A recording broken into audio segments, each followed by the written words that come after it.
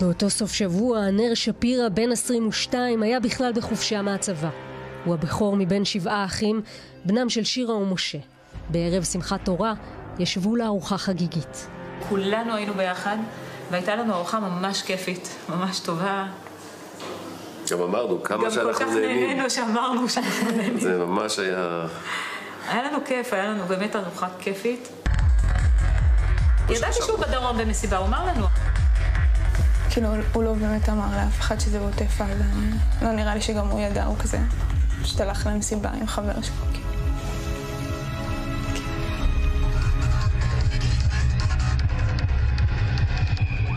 החבר הוא הירש גולדברג, כאן בתמונה. זה הנר, וזה הירש חבר שלו. עכשיו כמעט עולה השמש. הנר והירש נהנים במסיבה. בת הזוג שלי נמצאת במסיבה אחרת באזור הערבה, ולפני שהיא הולכת לישון, היא מדברת עם אהובה הנר. ב-5 דיברנו, מתגעגע וכזה. ממש שיחה סטנדרטית, כאילו. כשקמתי, אז אמא שלי אמרה, כאילו, תבדקי מה עם הנר וזה, ואז שלי חברה שלו התקשרה אלינו. תגידי, דיברתי עם הנר, אמרתי לה, בטח הקפיצו אותו, דיברתי איתו לפני, אז היא אמרה לי, לא, אבל אני דואגת, והמסיבה, והוא לא דיבר מאז המסיבה, אמרתי לה, מה הבעיה עם המסיבה? ואז היא הסבירה לי, ומאותו רגע אני התחלתי לצרוח, כמו משוגעת. זה לא קורה, זה לא קורה, זה לא קורה, כמו איזה... בסדיר, הנר הוא לוחם בסיירת נחל. וכשהמחבלים מפתיעים, הוא נס יחד עם חברו הירש ואחרים לעבר מגונית קטנה בקיבוץ רעים. מצטופפים בה כ-30 צעירים וצעירות. כשהוא רואה את הבהלה על הפנים, הוא פועל מהר. הוא אמר להם, חבר'ה, אני פה. אני חייל בסיירת נחל, כל החבר'ה כאן, יהיה בסדר, אל תדאגו. אחרי כמה דקות הגיע לוחם נחל מפלוגת עורב, וסיפר לנו שחיילים שלו אמרו לו שיש כניסת מחבלים, אבל שהכל יהיה בסדר ושהם יחסית רחוקים. מה זה?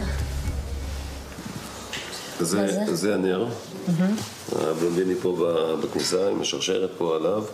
זה החבר שלו, הירש. והם עכשיו במיגונית. הם במיגונית, ואפשר לראות, זה הפתח, זה בשביל שהיא הייתה בעומק וצילמה את ה... זה לפני שהתחיל החלק של התקיפה. זה רק שהם היו בהתארגנות שם. קולות הירי מהנשק של המחבלים מתקרבים למיגונית, ואין זמן. הנר מאלתר ומקים צוות אזרחי בפיקודו. בשלב הזה זה מה שהיה צריך. בשלב הראשון מישהו שירגיע אותם, והוא עשה את זה ונתן להם הרגשה. ובשלב השני, גם בשלב המעשה, הוא גם עשה את מה שצריך. ניסיתי להישאר אופטימית. עין, הנר, פתאום אמר שהם מתקרבים ושהם בפנייה הבאה שמאלה, בכביש לכיוון דרום. הנר לקח על עצמו את המשימה, שבמידה והם יזרקו רימונים פנימה, הוא יזרוק כל רימון החוצה, וגם מי שיכול ומצליח שיזרוק אם הוא לא מצליח. הרימון ראשון נזרק. צוות הנר מצליח להדוף. כך גם עם רימון שני ושלישי, רביעי, חמישי ושישי. אז הגיעו רימונים והוא פשוט... הגיעו רימונים והוא זרק אותם החוצה. הוא זורק אותם החוצה. כן. מגיעים רימונים, הוא זורק אותם החוצה. ולפני יומיים גם הבנו שהוא גם כזה גייס אליו אנשים ואמר, תקשיבו, כאילו, אם אני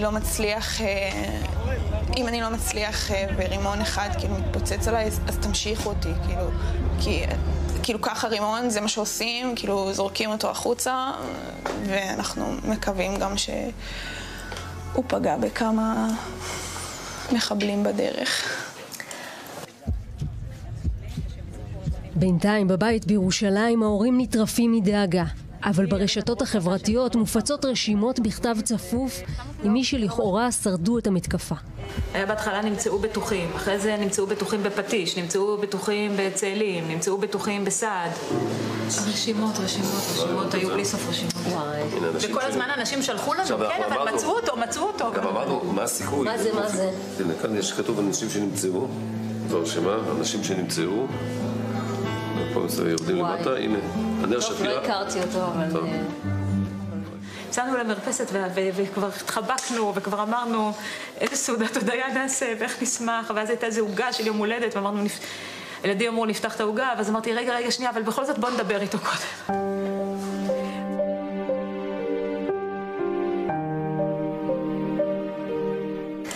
אז הוא בעצם זורק את הרימון עד שאחד הרימונים פוגע בו? כנראה מתפוצץ עליו, כאילו, על הפרצוף, על החזה, אין לנו מושג באמת. זה לקח כמה ימים וגופתו של הנר זוהתה. חברו הירש שהיה איתו במסיבה נחטף.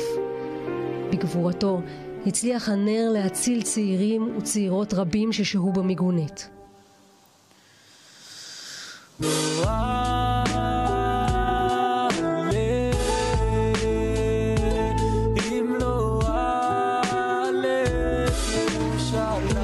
השירים שכתב הנר הושמעו בהלוויה. אמא שירה ואבא משה אומרים שהוא תכנן להוציא אפילו אלבום ומבטיחים להגשים לו את החלום. כעסנו, למה הוא היה צריך להיות בפתח? למה הוא צריך להיות ראשון? למה הוא צריך להיות גיבור? הילדים אמרו, אנחנו רוצים את האח שלנו חי, לא גיבור. ואז אבא שלי אמר לנו, תקשיבו, חלש לא יכול להיות גיבור, אבל גיבור לא יכול להיות חלש. זה מה שהוא יכול לעשות. הוא כזה.